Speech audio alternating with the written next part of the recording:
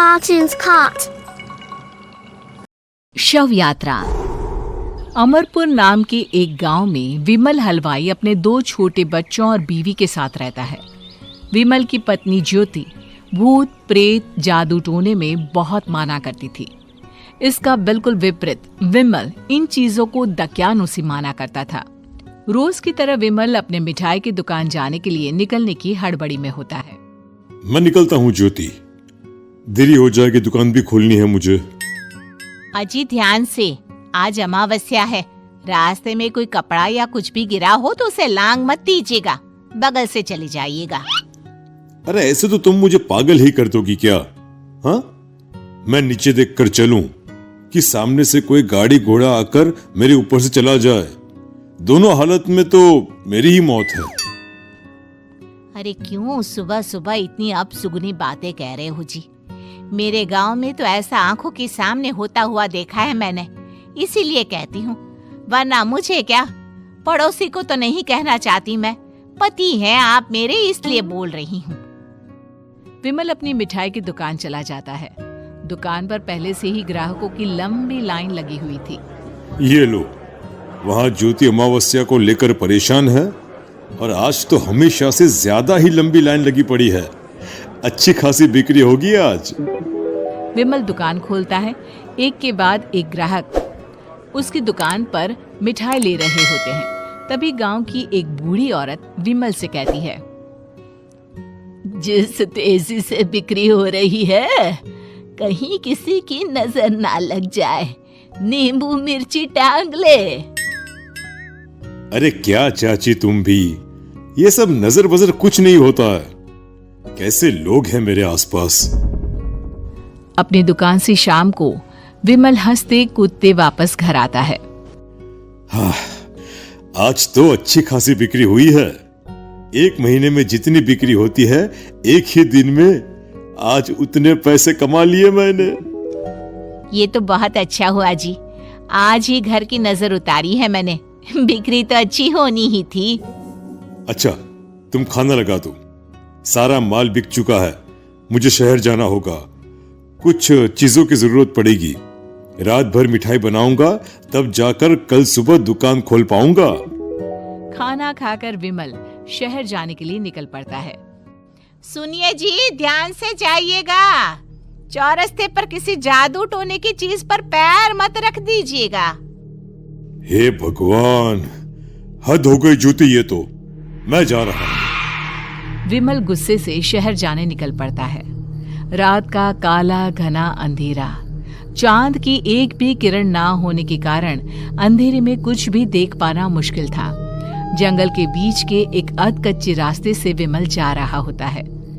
चारों तरफ गुफ अंधेरा और सन्नाटा सुनाई दे रहा था, और सुनाई दे रही थी विमल के पैर के नीचे आ रहे सूखे पत्तों की आवाजें। तभी अचानक दूर से उसे कुछ आवाजें सुनाई देती है। अरे, ये इतनी रात को जंगल के रास्ते कौन जा रहा है? शायद कोई टोली होगी। राम नाम सत्य है, राम नाम सत्य है, राम नाम सत्य है, राम नाम सत्य है। धीरे धीरे आवाज कुछ कुछ सुनाई पड़ती है। आवाज धीरे धीरे और नजदीक आती सी लगती है। विमल देखता है कि उसके सामने से सजी धजी सफेद कपड़े में लिपटी एक अर्थी निकल रही है, जिसके साथ 5 लोग ही थे। 4 आदमियों ने उसे कंधा दिया हुआ था।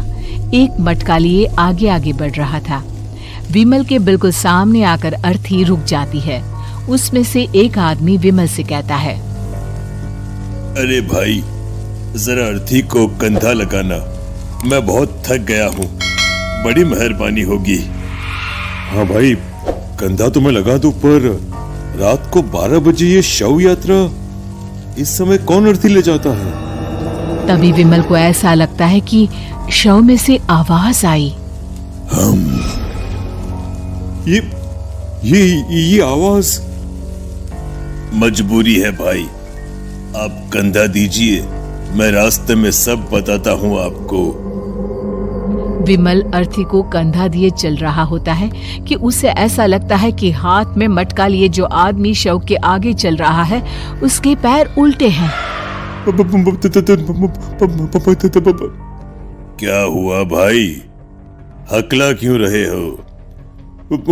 वो आपके साथी के पैर उल्टे। विमल अपनी बात पूरी भी नहीं कर पाता कि वो देखता है कि उस आदमी के पैर तो सीधे ही हैं। अरे नहीं, कुछ नहीं, मुझे शायद वहम हुआ होगा। धीरे धीरे सब आगे बढ़ रहे होते हैं। तब विमल को अचानक लगता है मटके में से एक हाथ बाहर आ रहा है। विमल घबरा जाता है। इसके पहले वो कुछ बोल पाता, कल्लू कहता है, मेरा नाम कल्लू है। हम 6 दोस्त थे, जिसमें से एक को तो तुम सोया हुआ देख रहे हो। इतनी पक्की दोस्ती थी कि जैसे हम सब सगे भाई हैं। पर किस्मत का कोई क्या कर सकता है। आज से 4 साल पहले एक नदी में हम सब नहाने गए थे, जिसमें डूबकर राजेश की मौत हो गई। किसी मजबूरी के कारण हमें उसकी अर्थी को रात को ही शमशान घाट ले जाना पड़ा। हम 5 उसे ले जा रहे थे। 4 साल पहले आप 5 में मैं कुछ समझा नहीं। मंकू अपनी गर्दन पीछे घुमाकर अपनी आंखें बड़ी बड़ी कर विमल से कहता है, अरे भाई, पूरी कहानी खत्म होने दो, फिर बीच में बोल लेना, ठीक है? तभी रास्ते में एक हादसे में अपने दोस्त के साथ हम सभी मर गए। वो सामने देखो, हमारा दोस्त। विमल सामने देखता है। उसे दिखता है कि एक ऐसा आदमी जिसका शरीर कई जन्मों से पानी के अंदर रहने के कारण सफेद पड़ गया है। उसकी आंखें बाहर की ओर निकली हुई थी। फिर ये अर्थी किसकी है? अर्थी के साथ के लोग अर्थी को नीचे रखते हुए एक साथ विमल की ओर देखते हुए कहते हैं, तुम खुद ही देख लो। विमल शव पर से सफेद कपड़ा हटाता है। शव की जगह खुद को ही देखकर विमल के होश उड़ जाते हैं। वो शव विमल की ही थी। पलक झपकते ही विमल उस अर्थी की जगह पर होता है। 6 के 6 दोस्त उसी तरह अर्थी को उठाकर चलने लग जाते हैं। राम नाम सत्य है। राम नाम सत्य है। राम नाम सत्य है।